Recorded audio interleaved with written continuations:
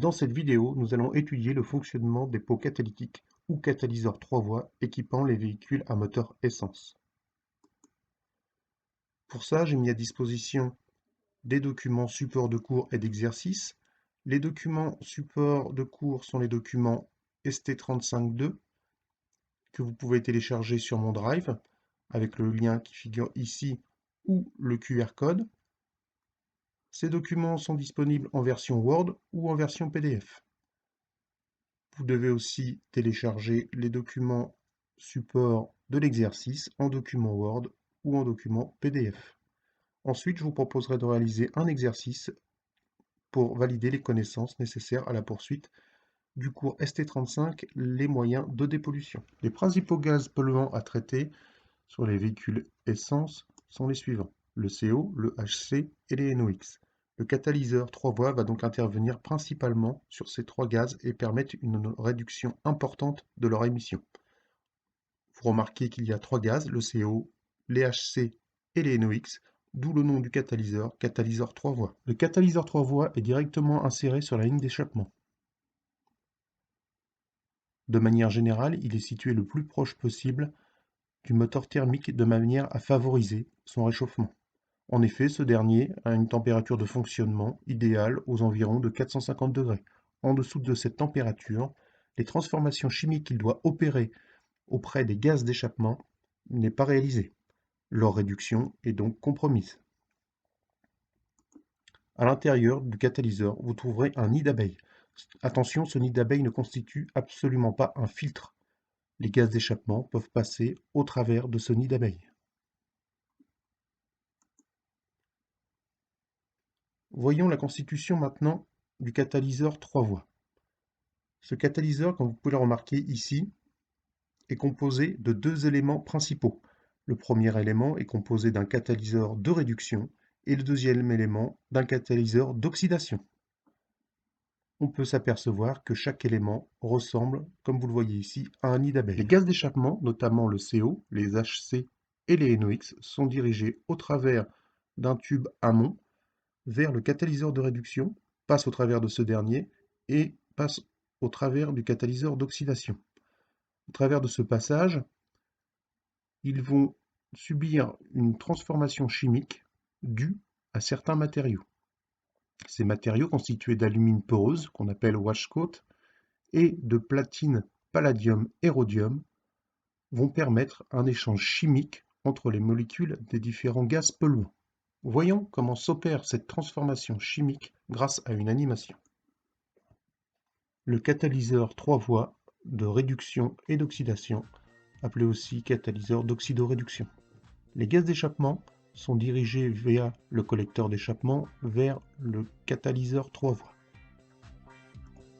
La sonde à oxygène est en contact avec les gaz d'échappement. Les gaz d'échappement sont constitués de gaz polluants, qui sont les NOx, le CO et les HC. Ces molécules sont constituées d'atomes.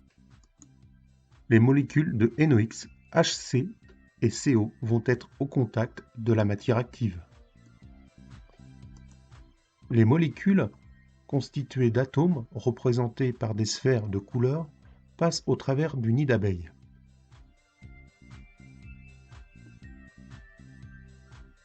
Une molécule de NOx est constituée d'un atome d'azote et de deux atomes d'oxygène.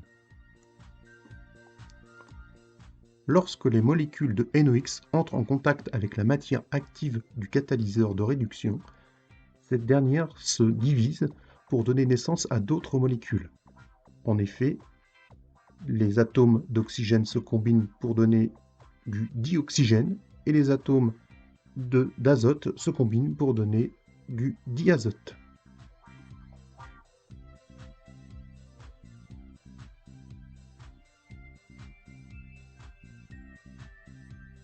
Voyons maintenant ce qui se passe dans le catalyseur d'oxydation.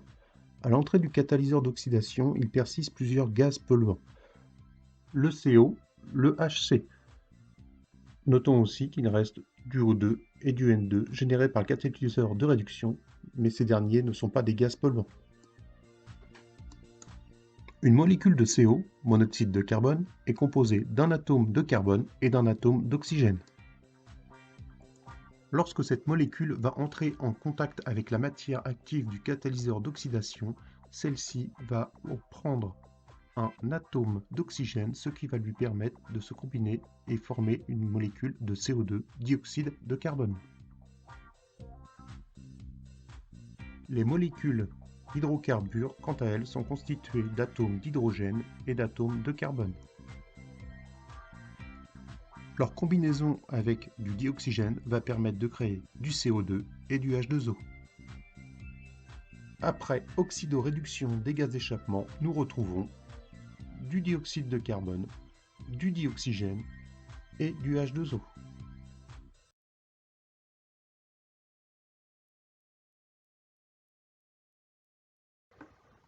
Je vous propose donc de faire le bilan de ce que nous venons de voir.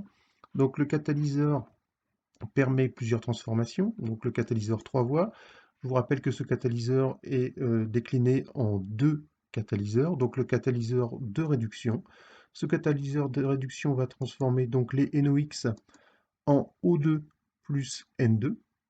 Le catalyseur, lui, d'oxydation va transformer donc le CO en associant du dioxygène en CO2. Ensuite, il va transformer des HC, des hydrocarbures imbrûlés, en les associant à du dioxygène en H2O plus CO2. On remarque que les gaz ainsi obtenus sont des gaz non polluants, en effet, du dioxygène, du diazote, du CO2. Alors, quand même une réserve pour le CO2. Je vous rappelle que c'est du gaz non polluant directement si il est inhalé par l'être humain, mais par contre, je vous rappelle que c'est un gaz qui est responsable de la destruction de la couche d'ozone, donc non polluant à prendre quand même avec précaution. Ensuite, du gaz H2O, en fin de compte, c'est de l'eau, H2O, hein, hydrogène plus oxygène, et du CO2, encore une fois, même remarque que précédemment. Nous venons de voir donc le fonctionnement du catalyseur 3 voies. On s'aperçoit que ce catalyseur 3 voies, en partant de courbes ici d'émissions de polluants du moteur thermique, va considérablement les réduire. On voit ici que dans cette fenêtre, ici, l'émission des gaz polluants est très faible. En effet, on s'aperçoit que pour ce type de fonctionnement, le lambda est très proche de 1. Je vous rappelle que le lambda, dans cette fenêtre, est compris entre 0,97 et 1,03. Et c'est dans ces conditions, et dans ces seules conditions, que le catalyseur est efficace, puisqu'on s'aperçoit que sorti de cette fenêtre de fonctionnement, la courbe de CO remonte de manière très importante, et de la même manière, la courbe des NOx remonte de manière très importante lorsque le mélange devient riche. Je vous rappelle ici que un dosage lambda de 0,9 correspond à un mélange riche en carburant et un mélange de 1,1 de lambda correspond à un mélange pauvre en carburant, donc riche en air.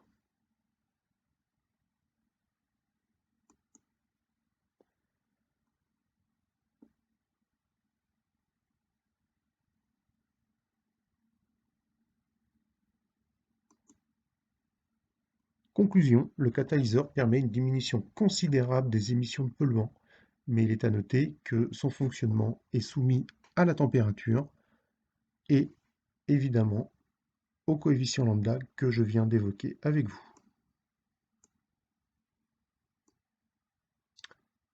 Les normes de réparation et les normes de pollution pour un moteur essence catalysé sont les suivantes.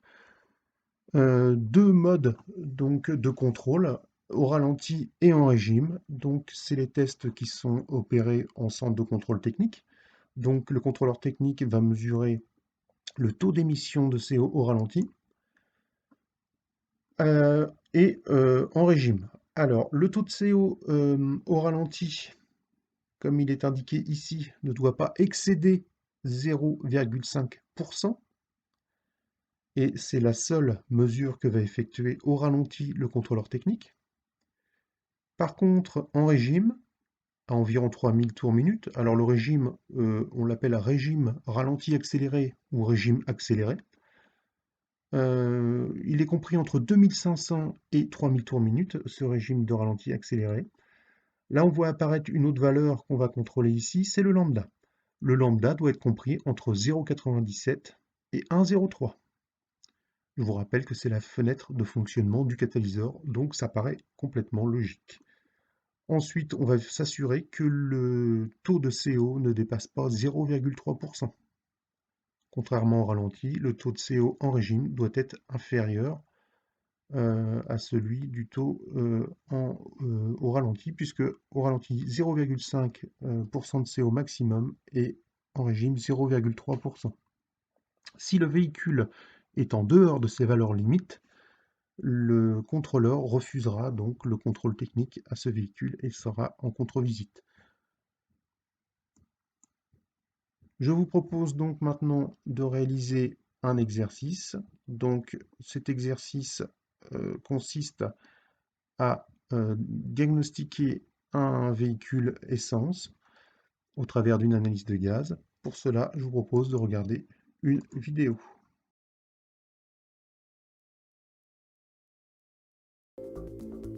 Introduisez la sonde de l'analyseur dans le pot d'échappement.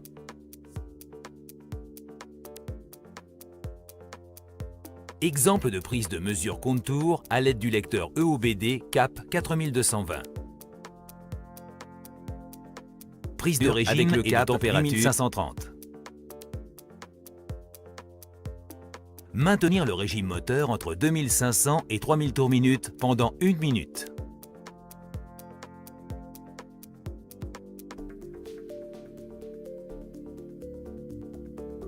Mesure au ralenti accéléré. Revenir au ralenti. Mesure au ralenti. Résultat du test. Affichage du rapport de test. Transmission des résultats sur le PC du centre.